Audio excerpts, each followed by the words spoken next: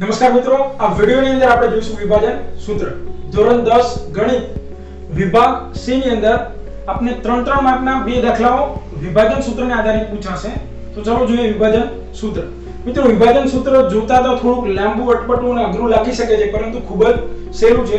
તો ચાલો સૌપ્રથમ વિભાજન સૂત્ર જોઈએ અને ત્યારબાદ એને યાદ રાખવાની ટ્રીક આપીશ કે જેથી કરીને આપણે આ સૂત્ર ગોખવાનું નથી પરંતુ યાદ રાખવાનું. તો સૌપ્રથમ જોઈએ વિભાજન સૂત્ર.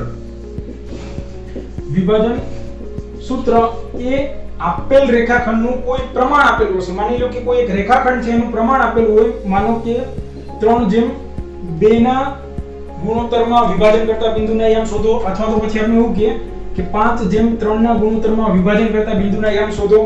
તો આ વિભાજન કરતા બિંદુના યામ શોધવા માટે આ સૂત્રનો ઉપયોગ કરવો પડે અને દાખલો આનાથી ગણી શકો છો. તો બોર્ડની પરીક્ષામાં વિભાગ C માં 3 માર્કના મિત્રો બે દાખલા પૂછાય છે જે વિભાજન સૂત્ર આધારિત હોય છે. તો ચાલો સૌપ્રથમ તો વિભાજન સૂત્ર જોઈએ.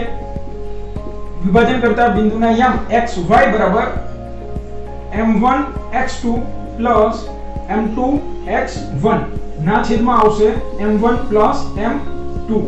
એવી જ રીતે m1y2 m2y1 ના છેદમાં આવશે m1 m2.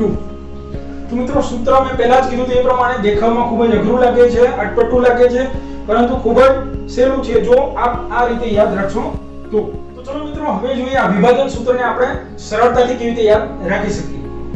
તો વિભાજન કરતા બિંદુના યામ xy બરાબર સૌપ્રથમ તો આપણે x યામ અને y યામ આવે છે, આપણે બધાને ખબર છે. બંનેના છેદમાં આવશે m1 m2. m1 m2.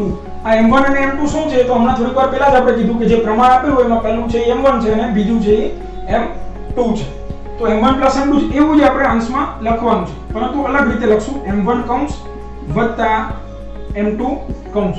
એવી જ રીતે y યામમાં પણ લખીશું m1 કૌંસ વત્તા m2 કૌંસ. હવે કૌંસમાં શું લખવાનું છે મિત્રો? તો અલ્પવિરામની આ બાજુ હોય એ x યામ છે, તો અહીંયા બંનેમાં આવશે x. એવી રીતે અલ્પવિરામની આ સાઈડ y યામ છે, તો બંનેમાં આવશે y. ચલો 1 હોય તો બાજુમાં લખીશું 2 m1 x2. 2 હોય તો બાજુમાં આવે 1.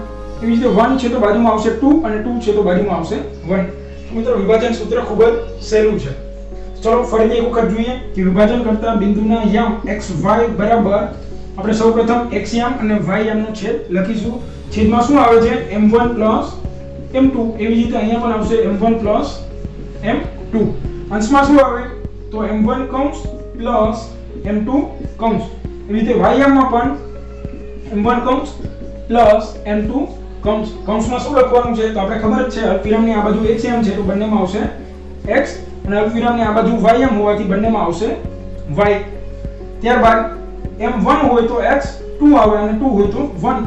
એવી રીતે 1 હશે તો 2 અને 2 હશે તો 1.